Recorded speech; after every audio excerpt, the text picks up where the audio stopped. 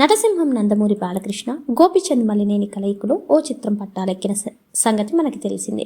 ఈ cinema regular shooting ఎటువంటి ఆర్భాటం లేకుండానే అత్యంత నిరాడంబరంగా ప్రారంభమైంది. ప్రస్తుతం హైదరాబాద్లోని ఒక ప్రత్యేకమైన సెట్లో రాత్రి సమయాల్లో చిత్రీకరణ సాగుతుంది.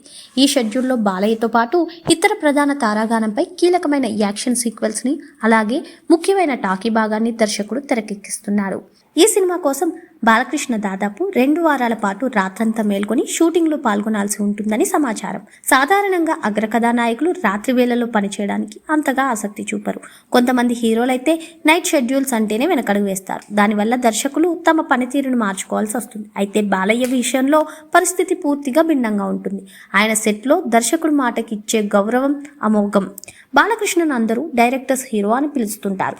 దర్శకుడు ఏం చెప్తే అది చేసుకుంటూ వెళ్ళడం ఆయన శైలి.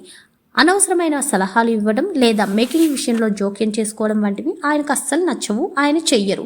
రాత్రి సమయాల్లో షూటింగ్ చేయడం ఆయనకు కొత్తేమీ కాదు.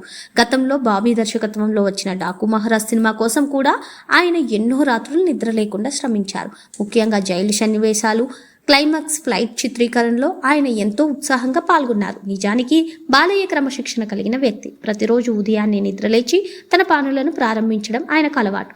రాత్రి సమయాల్లో అనవసరంగా బయట తిరగకుండా ఉండడానికే ఆయన ప్రాధాన్యత ఇస్తారు. ఒకవేళ రాత్రి మేల్కొని ఉన్నారంటే అది సినిమా పని కోసం లేదా ఇంట్లో కుటుంబ సభ్యులతో గడపడానికి మాత్రమే అయి ఉంటుంది. వృత్తి పట్ల ఆయనకున్న అంకితభావం కారణంగానే షూటింగ్ సమయంలో ఎంతటి శ్రమనైనా ఆయన చిరునవ్వుతో స్వీకరిస్తారు.